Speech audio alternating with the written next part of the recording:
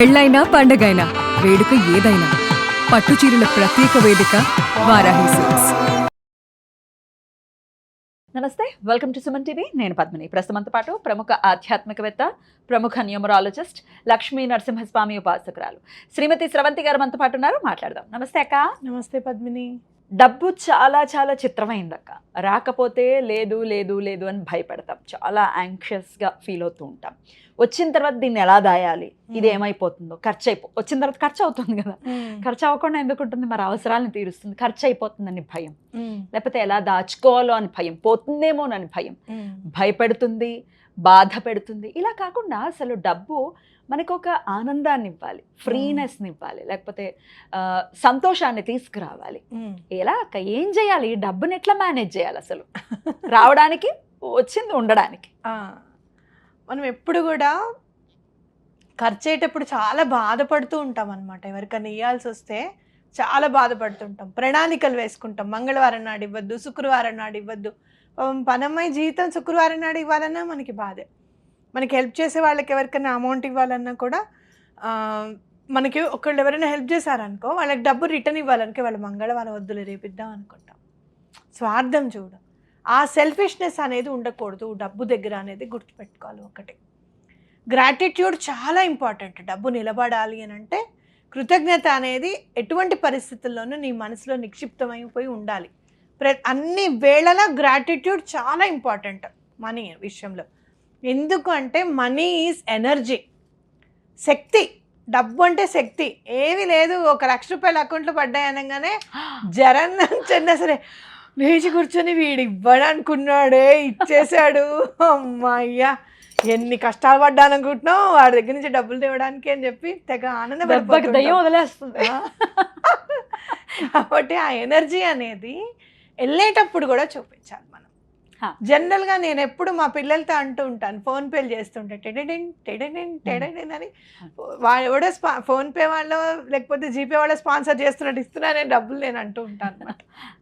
అంటే వెళ్ళేటప్పుడు మనం ఎప్పుడు ఒకంత బాధ అనేది మనకి మనసులో ఉంటుంది. మీకే కాదు, నాకు కూడా ఉంటుంది.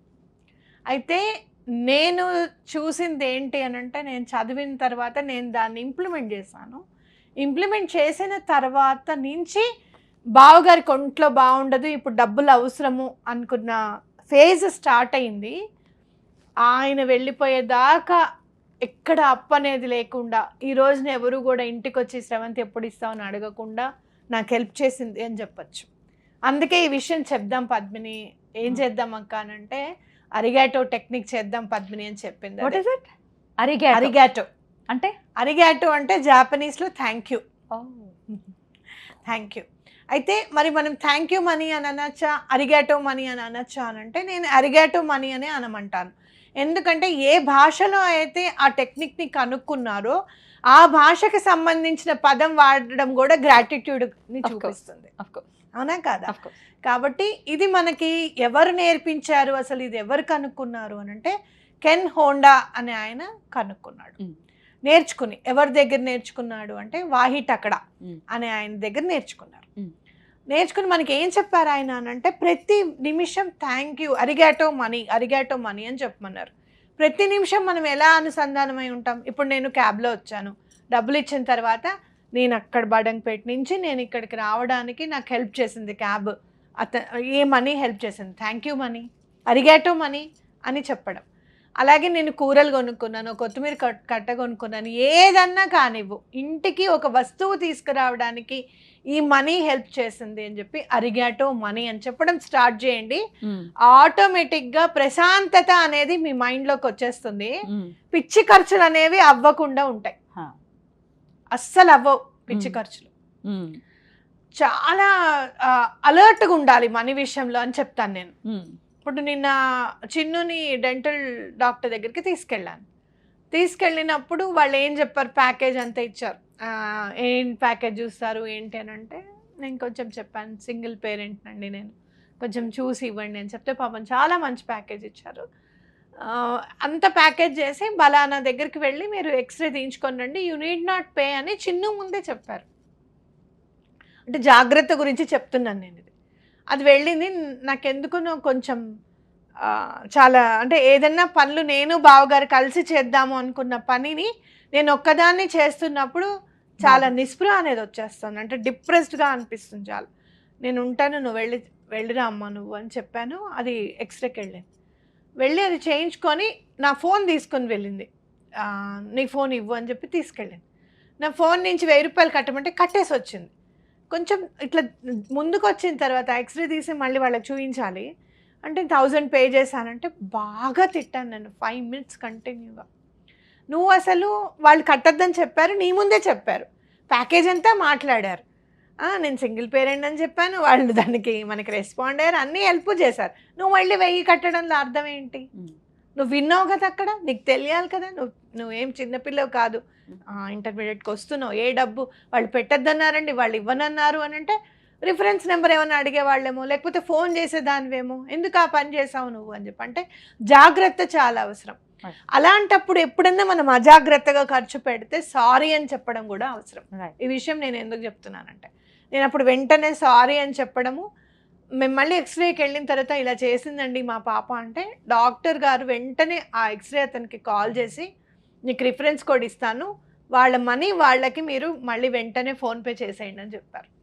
మళ్ళీ అక్కడ మళ్ళీ అరిగాటో మనీ సారీ చెప్పారుగా, వెంటనే రెస్పాండ్ అవుతుంది. అరిగాటో మనీ అనమాట. అంటే మనం ఎప్పటికప్పుడు ఎట్లా జాగ్రత్తగా ఉండాలి అనేది మనకి హెల్ప్ చేస్తుంది. అది 100 కానివ్వండి, 1000 కానివ్వండి. అలాగే మీకు ఇప్పుడు ఇవ్వవలసిన వాళ్ళు ఎవరైనా డబ్బులు ఇచ్చారనుకోండి, అసలు ఇందులో ఇవ్వవలసిన వాళ్ళు డబ్బులు ఇవ్వడం అనేది వారాహి అమ్మవారి తర్వాత ఇంకెవరైనా ఏంటి శ్రవంతి మ్యాజిక్ అని అడుగుతారు నన్ను. సుజాతక్క కూడా మొన్న ఎప్పుడమ్మా అసలు అనుకున్నారట 13,000 వచ్చి పడ్డాయట. ఇవ్వరు అసలు అనుకున్నానమ్మా వాళ్ళు అని అన్నారు. అంటే ఏంటంటే వారాహి అమ్మ తప్పకుండా ఎటువంటి పరిస్థితుల్లోనూ డబ్బుని రిటర్న్ వస్తుంది. ఆ రిటర్న్ వచ్చిన వెంటనే అరిగాటో వారాయి అమ్మ, థ్యాంక్ యూ అమ్మ అని చెప్పడం చాలా ఇంపార్టెంట్ అనమాట. వెంటనే నువ్వు ఏం చేస్తావు అనేది పక్కకు పెట్టే థ్యాంక్ యూ అంటే అరిగాటో అంటే ఆనందం వేరు, ఆ గ్రాటిట్యూడ్ వెంటనే చూపించడం వేరు. కొంతమంది ఉంటారు ప్రబుద్ధులు, నాకు ప్రేమని చూపించడం రాదు, ఎక్స్ప్రెస్ చేయడం రాదు అని చెప్తూ ఉంటారు. వచ్చా అది ఎందుకు రాదు? అది చాలా తప్పు. నువ్వు నీ ప్రేమని ఎక్స్ప్రెస్ చేయకపోతే అవతల వాళ్ళు ఎంతవరకు నీ మనసులో దూరి అర్థం చేసుకుంటారు. అది కూడా నేను మైత్రి విషయంలో మార్చాను. మైత్రికి చెప్పాను, నీకు ఎంతన్నా ప్రేమ ఉండని, దాన్ని నువ్వు ఎక్స్ప్రెస్ చేసి చూపిస్తే అంత ప్రేమ నీ దగ్గరికి మళ్ళీ తిరిగి వస్తుందమ్మా. అంతే. అలా చెప్పడం అలా కుదరదు, అలా కాదమ్మా చెప్పాలి అని అన్న తర్వాత కొంచెం మార్పు వచ్చింది. అంటే మనం నేర్పించాలి చిన్నప్పటి నుంచి అనేది గుర్తుపెట్టుకోవాలి. ఈ అరిగాటో టెక్నిక్ నాకు చాలా హెల్ప్ అయింది. నీకు మామూలుగా చెప్పేటప్పుడు కూడా నాకు గుర్తులేదు పద్మిని, చెప్తూ ఉంటే స్ఫురణకు వచ్చింది, ఇది అవును కదా, అప్పుడు అరిగాటో టెక్నిక్ మనం చేసాము, చేసిన తర్వాత ఆ సంవత్సరం అంతా లాస్ట్ ఇయర్ అంతా మనకి హెల్ప్ అయిందని చెప్పి అంది. ఇందాక కూడా నీకు చెప్పాను కదా, ఇందాక నేను కొంచెం స్ట్రక్ అవుతున్నాయి అని చెప్పాను కదా, ఇప్పుడు నేను కూడా అలానే నా దగ్గరికి వచ్చినందుకు అరిగాటో అని చెప్తాను. మీరు కూడా తప్పకుండా చేసి మీ అందరికీ ఎంత బాగా పనిచేసిందో తప్పకుండా చెప్పండి కామెంట్స్ రూపంలో. బ్యూటిఫుల్ అక్క, చాలా చక్కటి వేని చూపించారు. ఖర్చులు అయిపోతున్నాయి, ఎట్లా ఆపాలో తెలియట్లేదు. యూనివర్స్ హెల్ప్ తీసుకోవాలి అనుకున్నప్పుడు డెఫినెట్గా this is the best option అని ఖచ్చితంగా అనిపిస్తుంది. ఖచ్చితంగా అందరూ కూడా యూటిలైజ్ చేసుకోండి. చక్కగా ఖర్చు లేనటువంటి విషయాలు ఇవి నిజంగానే పెయిడ్వి, మన కోసం అడిగిన వెంటనే మీరు చెప్పేస్తూ ఉన్నారు.